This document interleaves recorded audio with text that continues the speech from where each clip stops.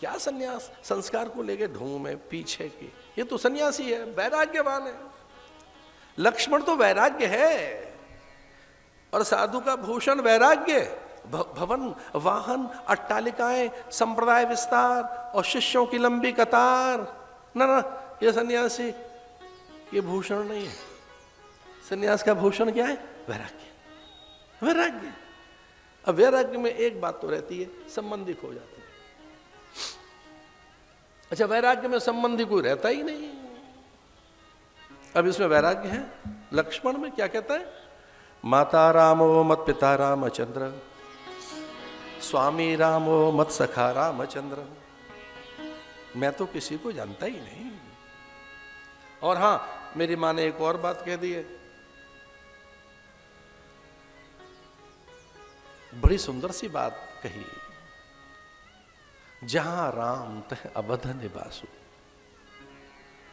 तुम्हारे भाग राम बन जाई, दूसर हेतु तात कछु नहीं। राम ने ऐसे, राम कोई बात कहते नहीं, लेकिन लक्ष्मण को लग गई थी बात। ये लक्ष्मण बड़ा अधीर है, ये बड़ी जल्दी हर्ट होता है, होना नहीं चाहिए पर पता नहीं है, हर्ट हो गया। जब राम ने कहा कि इतने पे भी अपनी मां से पूछ क्या, चल मेरे साथ पीछे पीछे, मां से तो पूछ क्या। मां ने पहले हाथ खड़े करके रखे, तुम्हारे भाग राम बन जाई, दूसर हेतु तात कछु नाई। इसमें केकई, मंथरा, देवता और कहीं किसी की कोई सम्मति नहीं है। इसमें तेरा भाग्य जग गया है, तेरे भाग्य की वृद्धि के लिए राम वन में जा रहे हैं, और कोई कारण नहीं।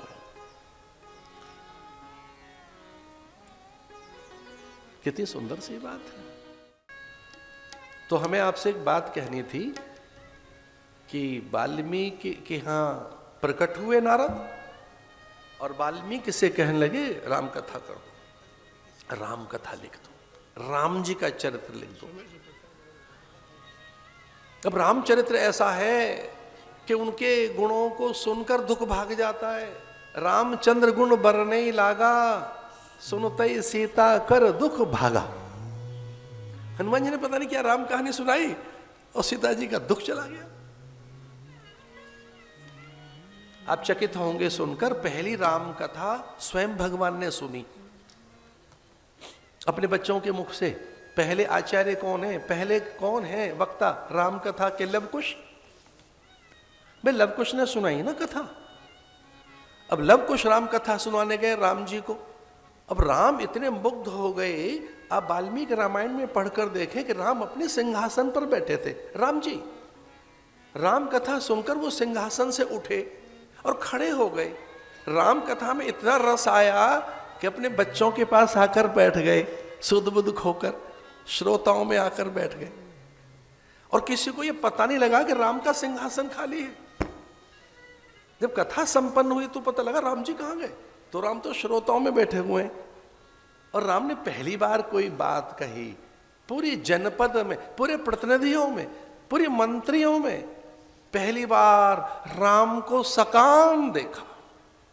राम जो निष्काम है, जो आप्त काम है, पूर्ण काम है, अभिराम है, लोकाभिरामम रणरंग धीरम। राम सकाम हो गए और याचना करते हैं कि मुनि कुमार मैं नहीं जानता आप कौन है। देखिए भेद रख रहे थे वो।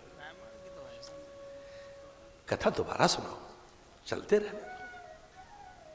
अपने ही गुणों पे खुद रीझ गए भगवान। राम कथा मुनि कुमारों से, लवकुश से कहते सुनाते रहिए। आप कल्पना कर सकते हैं कि भगवान मंच से उतरकर सिंहासन से उठकर नीचे श्रोताओं में बैठ गए। श्रोताओं को पता नहीं है, वो सुध-बुध खोए बैठे, सब सुध-बुध खोए बैठे हैं, राम जी भी सुध-बुध खोए बैठे हैं। और मुनि कुमार लवकुश ने कहा कि हे राजन, गुरुदेव की आज्ञा पूरी होगी, हम चले।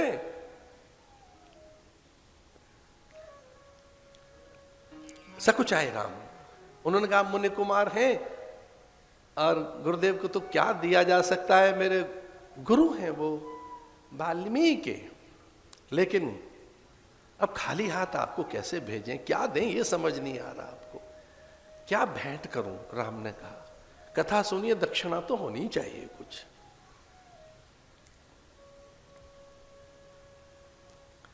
कितनी बड़ी बात कही लव कुश ने। उन्होंने कहा आप हमारे आश्रम में पधारिए, हमारी गुरुदेव को बहुत अच्छा लगेगा और हमारा विश्वास है कि मां हमारी अत्यंत हर्षित होगी, हमारी मां अत्यंत हर्षित होगी, मां हमारी आपको देखकर हर्षित होगी।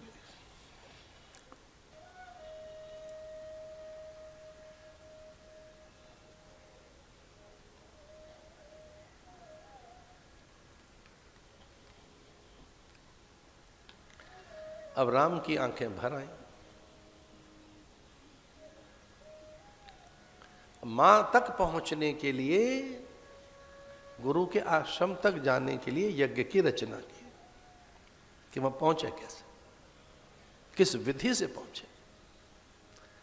सीता तक भी तो कोई साहस चाहिए पहुंचने के लिए, वहां तक जाने के लिए बड़ा साहस चाहिए। अश्वमेध यज्ञ की रचना की। गुरु के पास खाली हाथ नहीं आऊंगा, यज्ञ का फल लेकर आऊंगा।